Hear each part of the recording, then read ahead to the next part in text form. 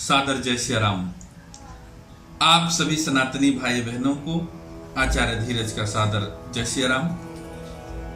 आज social media पर एक 2-3 दिन से एक पोस्ट देख रहा हूं, मन थोड़ा व्यथित भी था कि हम बिना सोचे समझे, बिना जाने, यदि हमारी निजी पोस्ट है तो हम शेयर करें, लाइक करें, क्या करें, कोई मतलब नहीं। लेकिन यदि कोई पोस्ट सनातन से संबंधित है, अपने धर्म से संबंधित है, तो एक बार हमें विचार करना चाहिए कि हमारे इस पोस्ट से हमारे धर्म पर क्या प्रभाव पड़ेगा। गणेश जी के विसर्जन और पूजन के संदर्भ में सोशल मीडिया पर एक पोस्ट बहुत तेजी से वायरल हो रहा है, जिसके संदर्भ में हम आप सबसे अपने विचार साझा करना चाहते हैं। पोस्ट भ्रामक है और सबसे पहले हम आपको पोस्ट पढ़ के सुनाते हैं, पोस्ट दिखाते हैं क्या है। पोस्ट में है कि उत्तर भारत में गणेश विसर्जन नहीं करना चाहिए क्योंकि गणेश जी केवल एक सप्ताह के लिए माता गौरा के साथ उत्तर से दक्षिण अपने भाई कार्तिकेय से मिलने गए थे। मान्यता के अनुसार दोनों भाई महाराष्ट्र में मिले थे, इसीलिए महाराष्ट्र में यह पर्व मनाया जाता है तथा उन्हें फिर अगले साल आने का निमंत्रण दिया जाता है। उत्तर भारत में गणेश जी सदा विराजमान रहते हैं। जरा सोचिए, अगर आप गणेश जी विसर्जित करके कहेंगे कि अगले बरस तू जल्दी आ, तो फिर आप दीपावली पर किसका पूजन करेंगे। कुछ त्योहारों का भौगोलिक महत्व होता है, भेड़ चाल ना अपनाएं। ये था सोशल मीडिया पर वायरल एक मैसेज। वायरल मैसेज करने वालों में बहुत सारे लोग सुबुद्ध हैं, पढ़े लिखे हैं, लेकिन मुझे लगता है कि इस तरह के संदेश को प्रसारित करने के पहले एक बार आत्ममंथन कर लें। ना समझ में आए तो अपने गुरु से, अपने आचार्य से, अपने कुल पुरोहित से जरूर पूछें।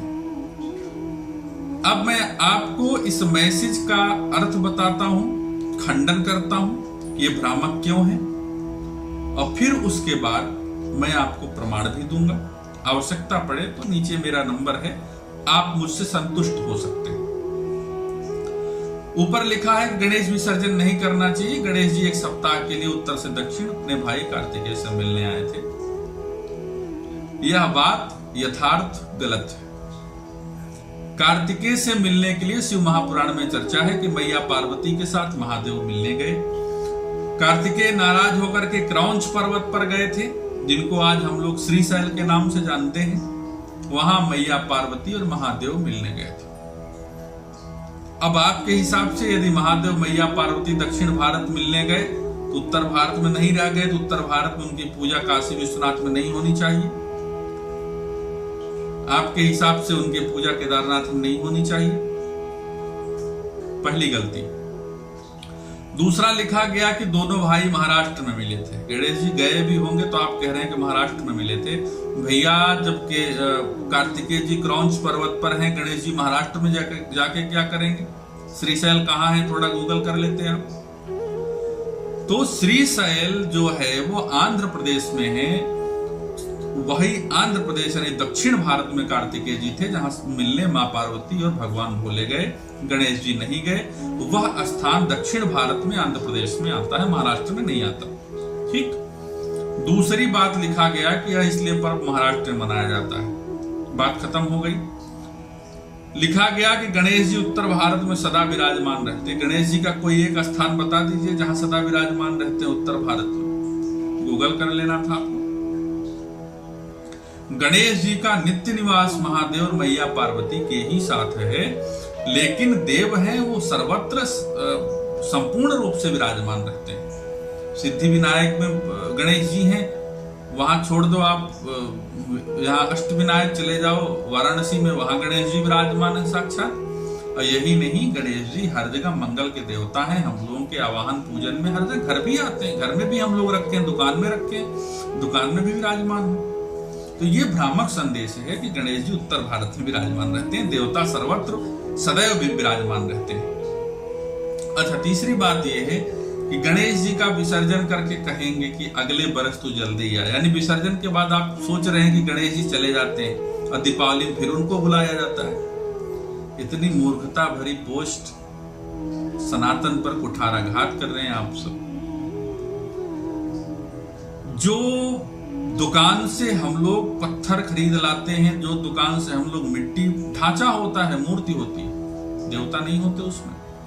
क्यों? क्योंकि हम पीछे रख के लाए, पैकेट में बंद करके लाए, गाड़ी की डिग्गी में डाल करके लाए। यद्यपि हम लोग श्रद्धा से लाते हैं, प्रयास करते हैं, टूटे फूटे ना, फिर भी वो सम्मान नहीं है जो जीवित का होता है।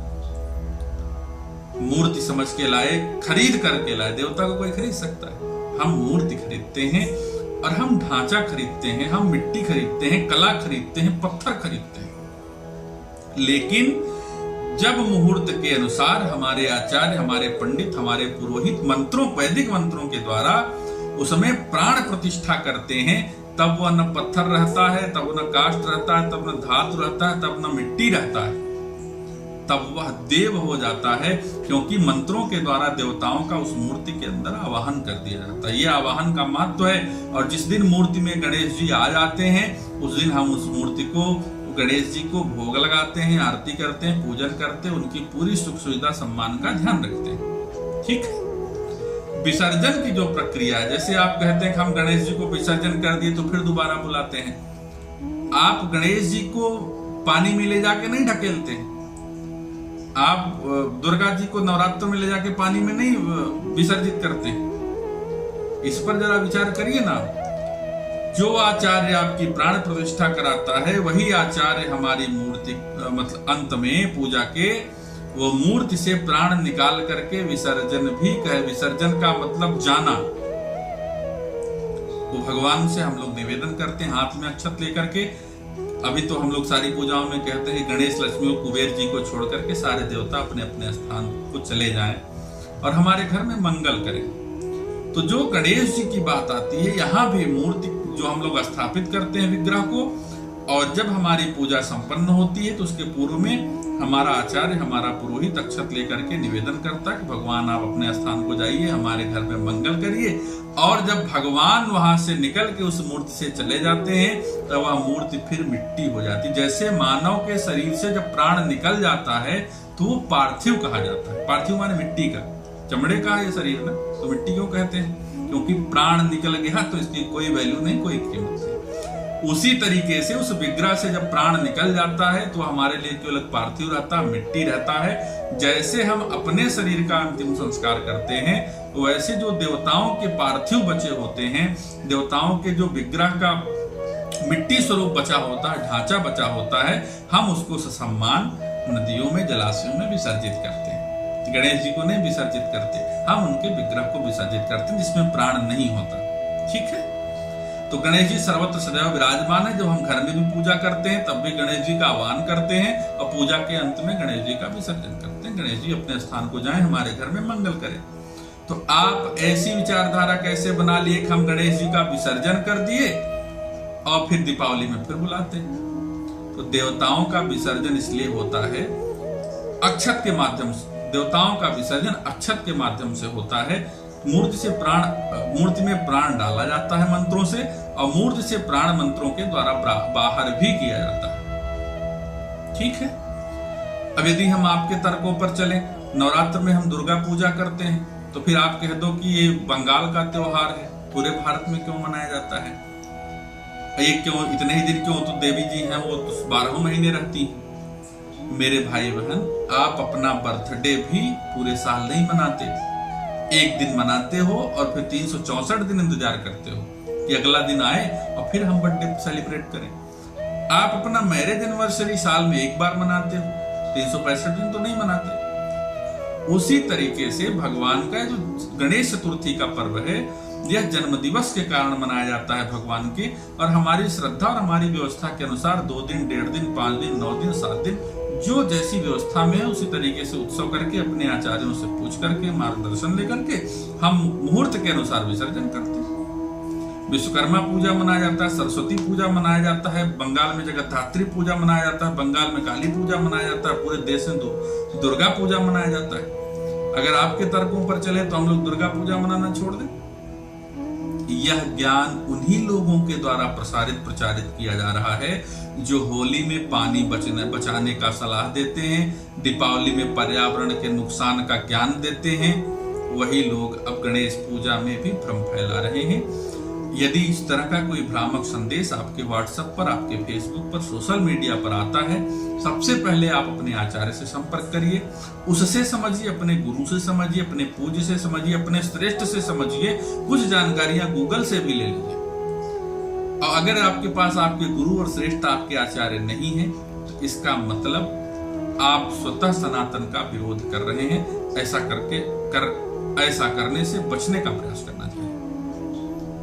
मेरा निवेदन है, मैं कई दिन से ये मैसेज देख रहा हूं, लगातार वायरल हो रहा है। मैं बाहर था, समय नहीं मिल पा रहा था कि आप सबको मैं एक छोटी सी वीडियो बना करके कुछ बता पाऊं। यदि आप मेरी इन बातों से न संतुष्ट हुए हो तो आप नीचे मेरा नंबर चल रहा है, आप अपने हर प्रश्नों का जवाब इसके संदर्भ में हमसे पा सकते हैं और निश्चित है कि आप संतुष्ट हो जाएंगे।